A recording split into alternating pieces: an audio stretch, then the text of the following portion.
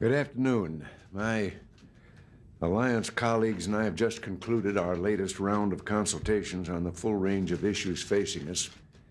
First, let me say that the state of the Alliance is excellent. We're strong, we're united, we're prosperous, and we're free.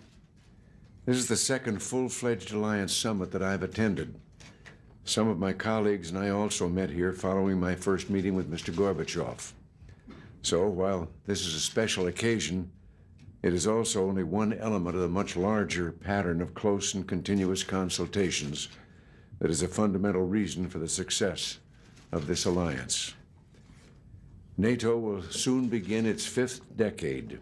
The North Atlantic Alliance is the most successful in history.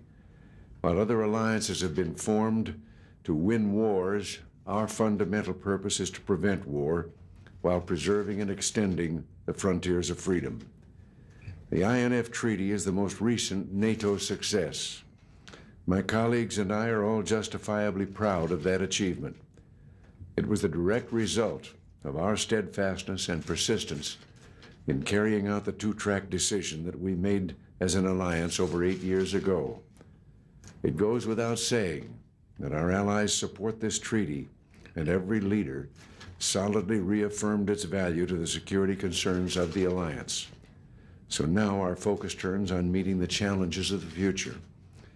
During the past 2 days, we went over the full range of issues that affect our collective security. I reiterated the strong bipartisan support that exists for the alliance in the United States and the commitment that American troops will remain in Europe under any administration so long as the need for a forward defense of our common values remains. We cannot and will not put our peace and freedom and that of our children and their children at risk. All of us understand the absolute necessity of maintaining the credibility of our deterrent. We will never trade that credibility away at the negotiating table, and we won't give it away through neglect. The most direct threat to our security and to stability in Europe lies in the Soviet Union's massive military presence. The alliance has given its needs a lot of thought, knows what it wants to do, and has programs that it is committed to carry out.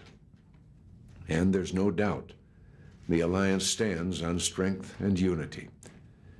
The alliance is the most dynamic force for improvement of East-West relations.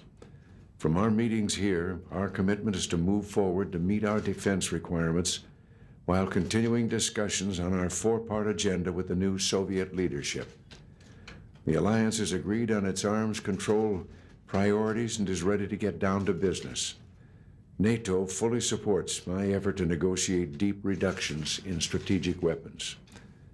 So while arms reduction is a part, but only a part, of our discussions, progress in this area must always be based on enhancing our security, not substituting for it. Our alliance has guaranteed peace in Europe and the North Atlantic for almost 40 years. I am more confident than ever after these 2 days of meetings that the alliance remains on the right path and that, as always, we have the courage and the will to follow it. Let me conclude by noting that this will be one of the last alliance meetings for Secretary General Peter Carrington. Lord Carrington has been at the helm of the alliance and NATO for 4 crucial years.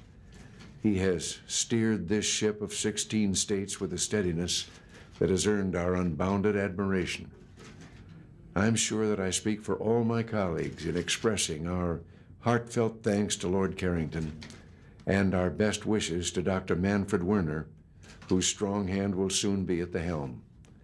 The West has no better champions than these 2 distinguished statesmen. And Secretary Schultz will now take your questions. President, why did the